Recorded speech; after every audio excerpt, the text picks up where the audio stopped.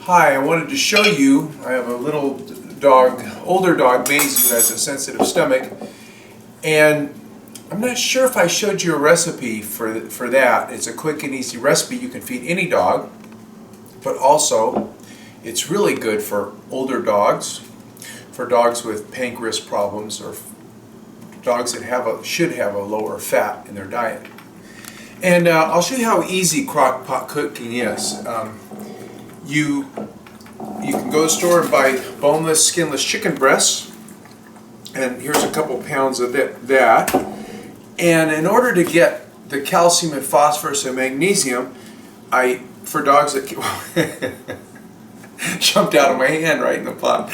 In order to get calcium, phosphorus, and magnesium, I usually add a few chicken wings into the mix. Chicken wings have the meat, fat, and but a lower portion of fat, and also all the bones and cartilage. And the bones and cartilage contain very important minerals for your pet, like calcium, phosphorus, magnesium, some zinc, some iron, some trace minerals, we call them, stuff like that. So anyway, I usually put about one a day for the dogs. And also I'm going to use some garbanzo beans this time, because a lot of recipes seem to have garbanzo beans, nutritional recipes from nutritionists from universities, so I'm trying to emulate them. Another thing they use is tomato paste, a couple tablespoons of that, but I'm using ketchup today, organic ketchup. Now it has sugar in it, so I'm not using a bunch, but you can use a couple tablespoons of tomato paste in a recipe. I also put eggs because they're a great source of proteins. Eggs, fish, and organ meat are a great source of things are jumping in this pot. That was a whole egg, but it didn't crack. So we're putting 4 eggs in there, and then for the carbohydrate, remember for the protein, I have chicken, boneless, skinless chicken breasts for the protein, for the little bit more fat, and for the minerals I have chicken wings. Garbanzo beans are a source of carbohydrate that have more protein in them, and so I'm trying those this time. Also going to try my old standby green beans, because my dog Maisie loves green beans. And that's it. And then I mix it up and cook it for, because it has the bones in it, I'll probably cook it for 12 hours, and I'll let you see it. I'll let you see it after I finish it, and I'll put some water in it too, and we usually just cover the vegetables. So you can see the water's coming up to the line of the vegetables, and that'll do that. So it only takes, as you can see, just a few minutes to fix up a delicious meal for your dog that doesn't have additives and preservatives, because a lot of pet foods need those so they don't go rancid in your closet or your pantry. So, but my home-cooked dog food has more protein in it, and higher quality protein, because instead of byproducts and meal, it has real meat, muscle, and that's probably better for animals in general than byproducts, which are heads and feet. So anyway, this is what it takes, and I'm going to cook it for 12 hours, and I'll let you see what it looks like. Oh, another thing is, I usually put 2 to 4 ounces of chicken liver in it, but I forgot those at the market. But we'll make up for it next time. After about 10 to 12 hours of cooking, you can see the garbanzo beans and the chicken and the green beans really kind of make a stew, a nice moist stew. Now some dogs like it moister and some dogs don't. However, I think water is a really important ingredient, because with water, we're all supposed to drink more water, right? Animals too, it helps their kidneys and liver function. Glycoproteins that are in the cartilage provide an important matrix for the cartilage. What that means is you need them in your diet in order to nourish your own joints. So usually I make sure they're included in the diet. Now, I made a mistake in my own stew, and I don't want you to make it in yours. I didn't cook the bones long enough on high. I cooked them on low, so they're not near as, they usually just crumble. So this one, I'm not going to include all the bones, but if this happens to you, and this is a good example, you can just break them up and toss them into the mix. Another thing I used in this stew is I just threw in the eggshells and crumbled them up, and they also provide an important source of calcium. So anyway, that's what I do. And when you feed your dogs, my dogs aren't used to these new garbanzo beans, and I probably have mashed them a little bit more. But we'll see if Maisie likes it. Maisie, do you like the garbanzo beans in there? Take a look. She's not sure. The mixture's cooked. Sometimes, depending on what you use in it, like when I use green beans and chicken livers and eggs, it's usually all mixed up. But sometimes, like in this case, I use garbanzo beans, and they're not as mashed up as Maisie likes them. Maisie's my little sensitive girl. She does, so I'm trying to mix them in so she can't actually see them. My dogs are not spoiled. They're just helpful. It's helpful to know what they eat and don't eat.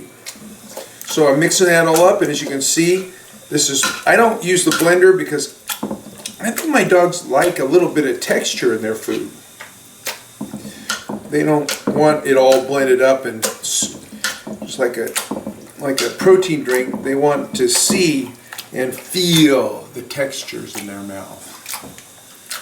I don't know if that's true or not, but I'm going to tell you that anyway. So anyway, I'm mixing that all up, and you can see it's starting to look more like a stewy mush now. There's a few garbanzo beans I'll leave in there. She can pick those out and throw those out if she likes. Sometimes when I give her peas, she will pick out the peas and leave them on the sides of the bowl. And remember, you can always give your dogs human food like carrots, or make a great low-calorie treat.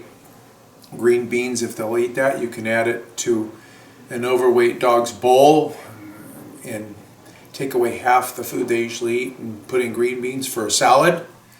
Nuts. I feed my dogs peanuts and almonds and walnuts. They're great sources of a lot of nutrients.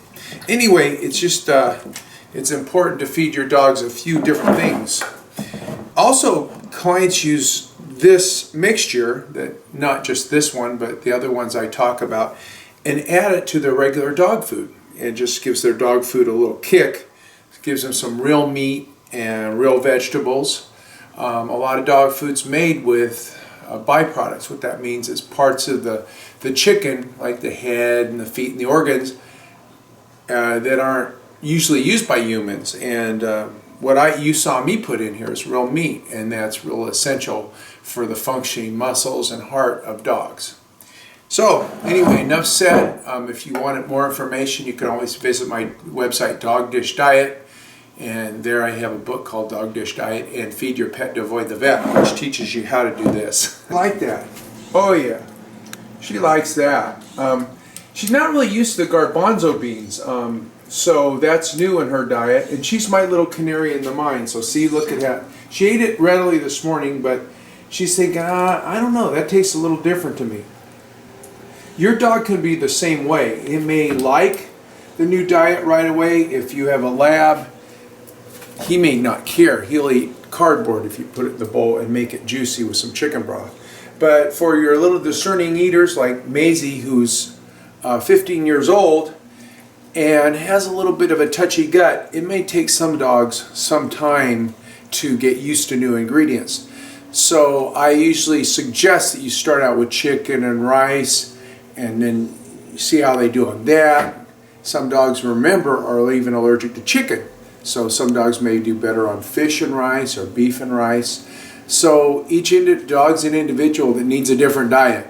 The most important thing to do is they need meat, organ meat, fish, and eggs. That provides the core of a carnivore's diet. And then you can add other things in the diet like green beans, peas, carrots, broccoli, and things like that and tomatoes. A lot of nutritionists suggest adding tomato paste or tomato sauce to the menus. So anyway, I just thought I'd give you a taste of what I do when I experiment with my dogs and their foods, and I home cook for them because of the many commercial additives and synthetic chemicals that go into food.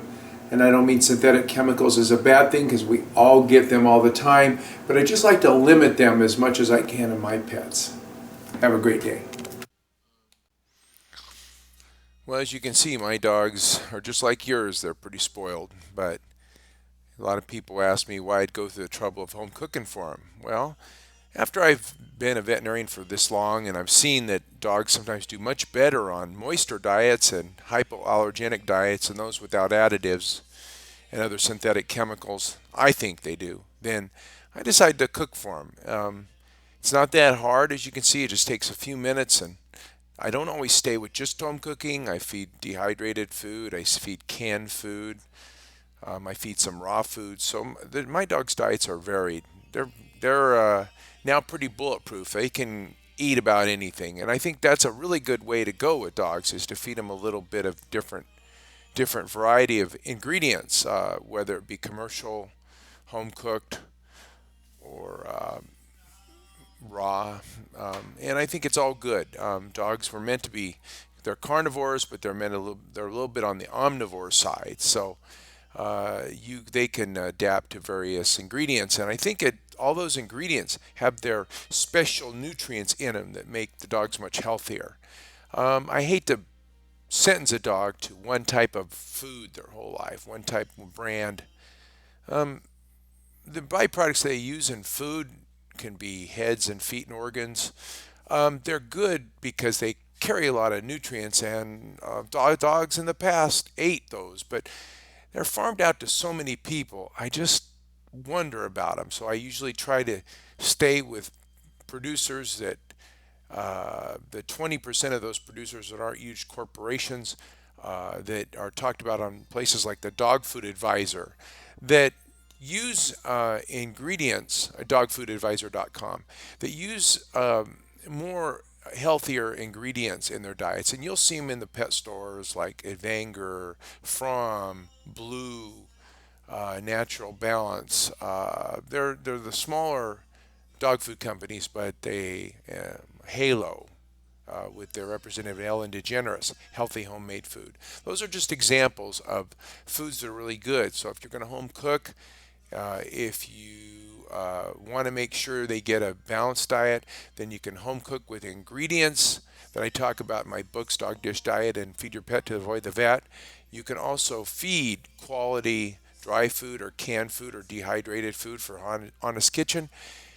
And you can supplement them with, if they're not eating bones, then you have to supplement them with a calcium supplement, one like Cal, bone meal, which most dogs would get, young growing dogs would get more, but most adult dogs might get a couple teaspoons a day of the bone meal if they're not eating bones.